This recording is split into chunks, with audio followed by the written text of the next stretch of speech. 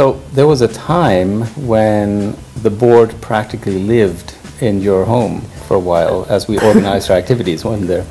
Well, luckily not for too long, but we did stuff the envelopes for a review course for CFA candidates at my home because there were too many envelopes for me to do it alone, and the board then also had dinner. I cooked dinner for the board. But it was interesting to see all of us working.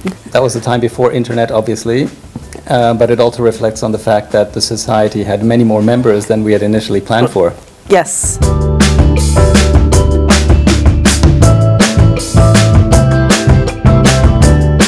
We were lucky to start off with 98 founding members from across the country with a sound financial position thanks to 20 founding sponsors. And this enabled us to hold educational events with resounding names such as Professors Sharp and Solnick or Jack Bogle.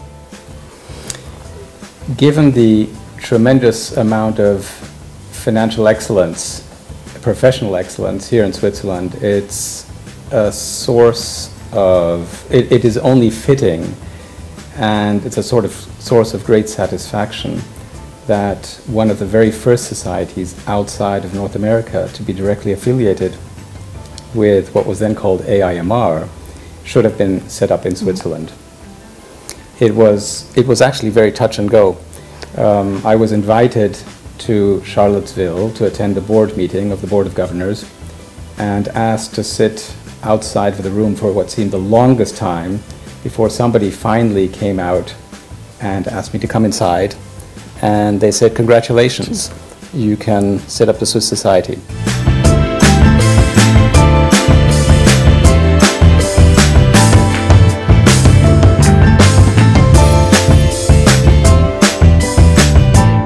Switzerland is still by far the most important place worldwide for the management of private wealth. It's an industry which is undergoing tremendous change. The CFA community here has an important role to play to ensure that Switzerland maintains its preeminence in this domain.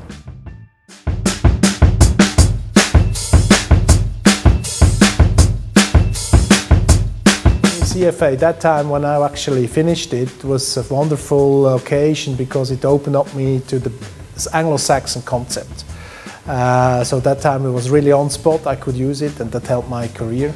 And on the other hand, you actually get a wide open window for the international interaction in the financial markets and the better understanding of that. So that's what I had, and that's how it helped me.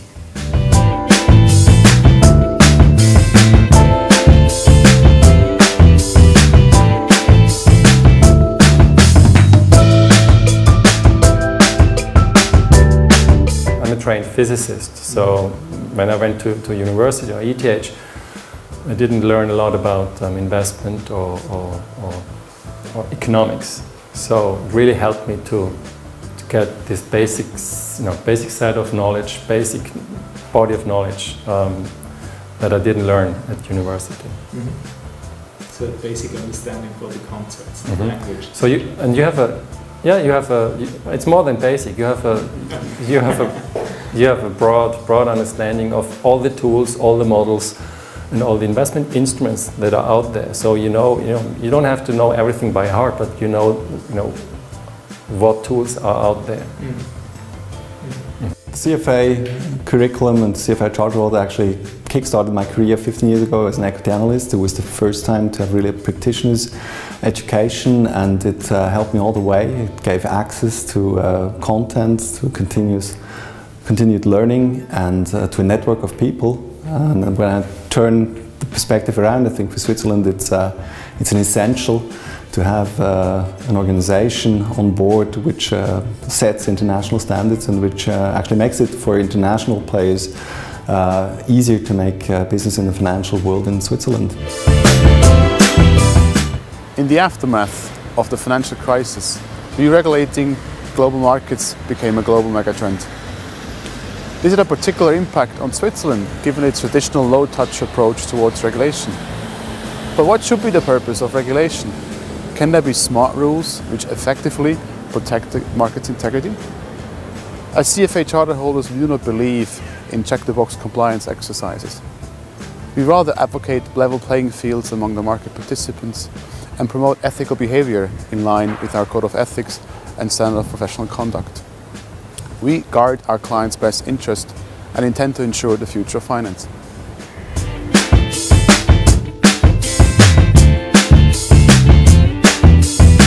Well, apart from the enormous body of knowledge that we all had to acquire before we could have our charter, I think what the CFA Switzerland has brought to me is an ability and an opportunity to keep up with all the changes in best practice in investing. I think the investment industry has changed tremendously in the last 20 years, and the best way to keep up is to talk to peers. And talking to peers works best through CFA Society Switzerland.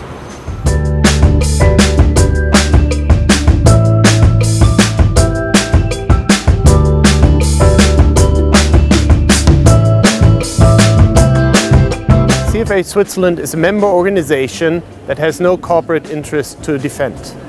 But we care deeply about the viability of the Swiss financial center. We believe that our members, with their professionalism, their ingenuity and their competence, hold the key to the challenges that we are facing. Become part of the solution. My wife loved me taking the CFA exam because she knew I would take care of the baby when I was learning at night.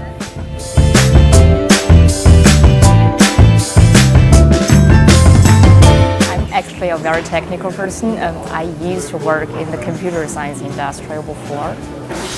Before coming to the finance sector, my financial knowledge was scarce.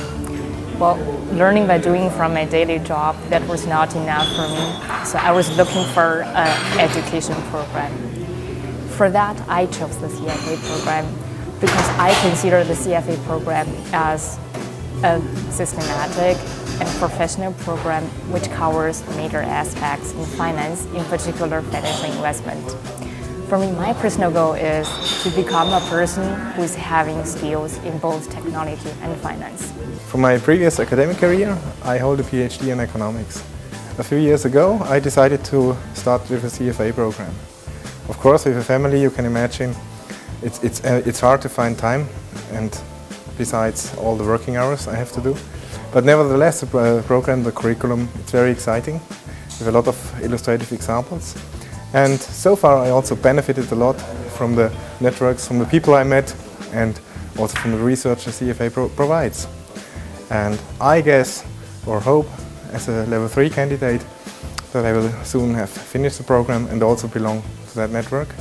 And yeah, I highly appreciate what the CFA does. So setting global standards with a high value of ethics and professionalism in the financial world. And yeah, I hope that I will be soon part of it. I started the CFA syllabus more or less by coincidence because a friend started it. And I started reading the syllabus. And what I liked about it was that it was well written in plain English. And there are tests at the end of every chapter. You can test your own knowledge. And I quickly got the feeling that this is something that I could do even though I have a different background. And the more you know about a subject, the more interesting it gets. So that's what happened to me. So I did all 3 levels, I passed them, and now I do both. I work in finance and I teach medieval history. My hope is that this will continue into the future. The Swiss Financial Center is reinventing itself. Old truths are being questioned and new solutions are only now beginning to take shape.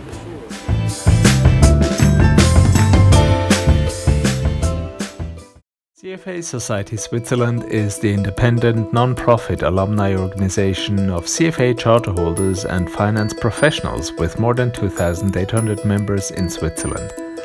Following the motto of ethics and professionalism for the Finanzplatz, we serve members, candidates, the financial community and society at large, with a host of different activities across the country. Society events happen in Basel and Geneva, Lausanne as well as Lugano and Zurich. CFA Switzerland serves the Finanzplatz and society by actively contributing its industry expertise and strong ethical mindset in regulatory consultations and other contacts with the authorities. We help members keep their professional competence fresh by hosting continuing education events on all topics covering the CFA body of knowledge. High priority domains are covered by full-day conferences for special target audiences. We make sure that the next generation of CFA charter holders finds a warm welcome at CFA Switzerland, not just when they've passed the exam, but already at the preparation stage where we help them be as successful as they can.